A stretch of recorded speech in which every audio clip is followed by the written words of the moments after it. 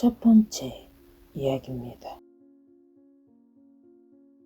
이 이야기는 작년 3월 고등학교 졸업 후 대학 전의 일이었다. 대학을 붙은 친구들이 하나 둘 우리 지방을 떠나 대학 근처에서 자취를 하기 시작했었다. 그중 한 명의 집에 놀러가기 위해서 나는 고속버스를 타러 갔다. 간선도로 근처의 고속버스 정류장에 도착한 것은 오후 6시쯤이었다. 이미 근처는 어둑어둑해졌고 인적도 없이 한산했다. 평일 밤이라 그런지 정류장 안에는 기다리는 사람이 아무도 없었다. 정류장 안엔 3-4명은 앉을만한 기다란 벤치가 있었는데 그 끝쪽에 박스가 놓여져 있었다.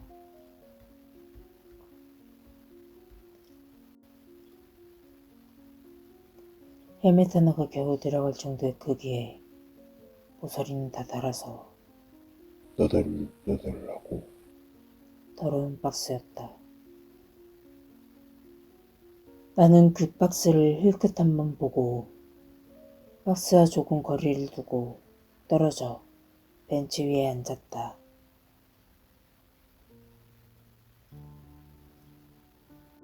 티켓에 적혀있는 출발 시간을 보니 버스가 올 때까지는 약 15분가량 남아있었다.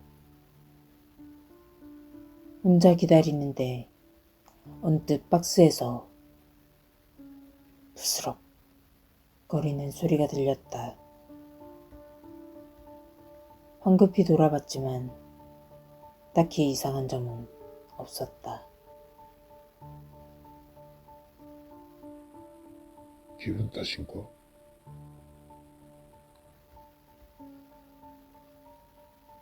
다시 티켓으로 눈을 돌렸다. 저기요. 그러자 이번엔 확실히 들렸다. 그것도 여자의 목소리였다. 당연한 말이지만 이 크기의 상자에 사람이 들어갈 리 만무하다. 여차하면 도망갈 준비를 하고 박스를 쳐다보고 있었다.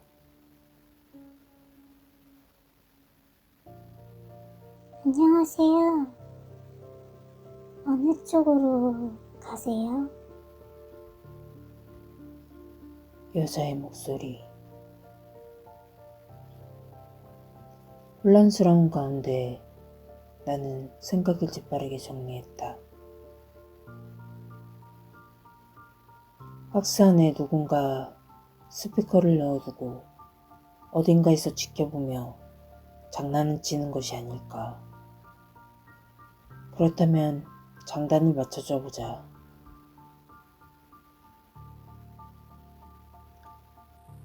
안녕하세요. 저는 종점까지 가는데요. 그러자 그 여자는 그러시구나. 우연이네요. 저도 종점까지 가요. 사실은 나쁜 사람에게 당해서 이 상자 안에 있거든요.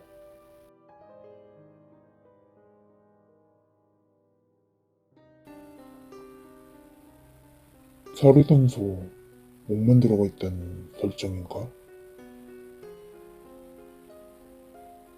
그러세요. 그거 참 큰일이네요. 그럼 버스 오면 제가 버스 안까지 옮겨드릴게요. 정말요? 진짜 감사드려요. 꼭 부탁드릴게요.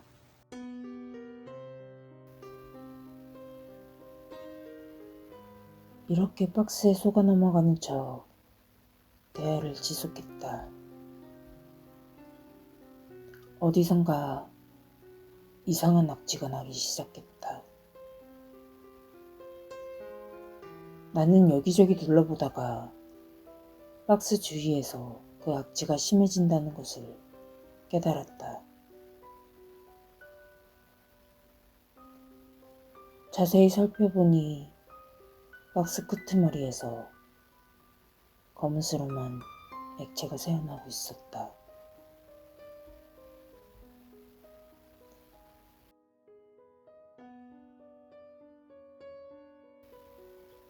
줄줄 새어나오던 그 액체는 점차 뚝뚝 벤치를 타고 흘러넘쳤다.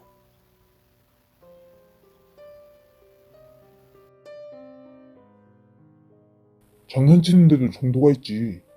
이건 너무 심하잖아.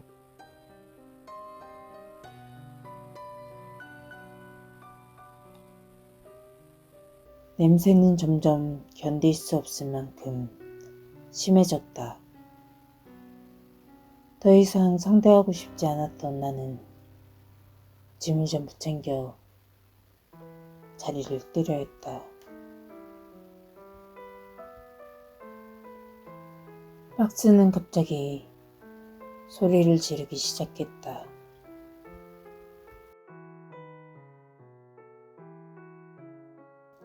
장난이 아니야! 아니라고! 도망가지 마! 버스에 실어주기로 했잖아!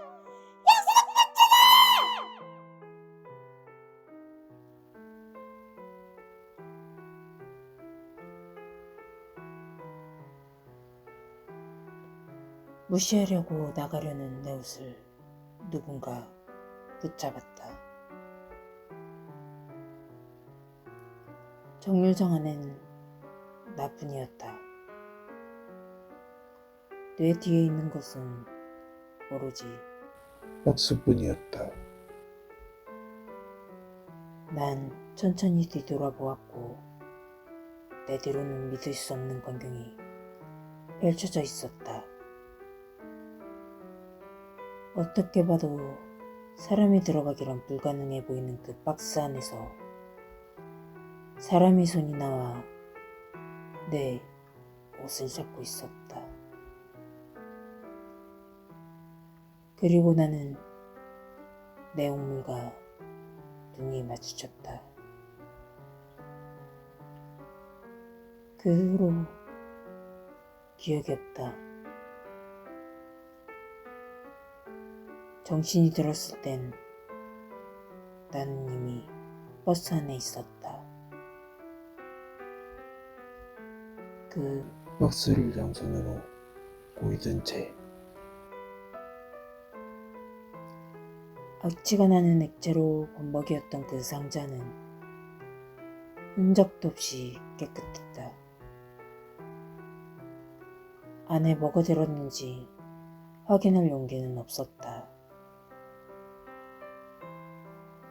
나는 그대로 박스를 버스에 두고 내려 집으로 달아났다. 그날 이후 아직까지 나에게는 큰 사건이 일어나진 않았다. 버스 안에 실어주겠다는 약속을 지켜서 무사했던 걸까? 두 번째 이야기, 괴담의 중심에 기묘한 남자. 얼마 전 술집에서 회사 동료 몇 명과 함께 한잔하고 있을 때였다. 코타치같이 생긴 테이블 아래로 다리를 넣고 앉는 좌석이 칸막이로 나뉘어 있는 가게다. 시간은 9시쯤. 그때까지 생맥주를 큰 조끼로 3잔씩 비우고 추하이까지 꽤 마셨던 터라 어쩌면 술에 취해 잘못 본 것일지도 모른다. 그 부분은 미리 양해를 구한다. 화장실에 가려고 통로에 나와 신발을 신고 있는데 우리 오른쪽 칸막이 넘어가 우연히 눈에 띄었다. 술을 마시고 있는 사람들 속에서 왠지 모를 위화감이 느껴진다. 무엇인가 싶어 고개를 들고 살펴보니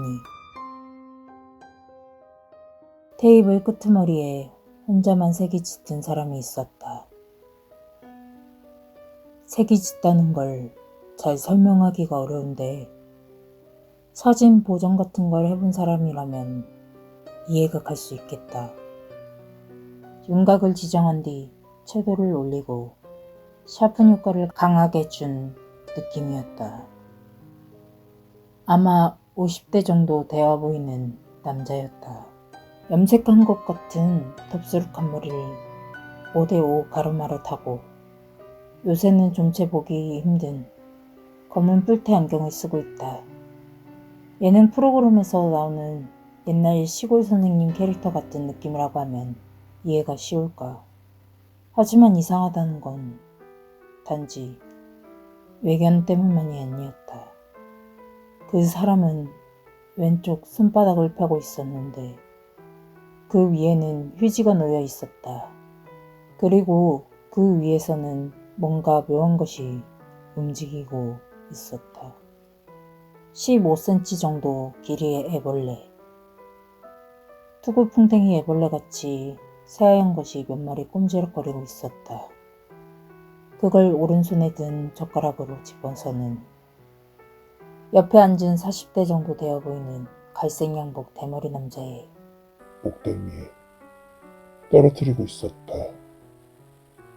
그런 짓을 당하면 보통 참을 수 없으리라 생각하지만 이상하게도 당하는 남자는 별 다른 조짐이 없어 그 행위 자체를 모르는 것 같은 느낌마저 들었다. 나는 1분 정도 그 광경을 멍하니 보고 있었다. 그러다 문득 벌레를 집어넣고 있던 남자와 눈이 마주쳤다.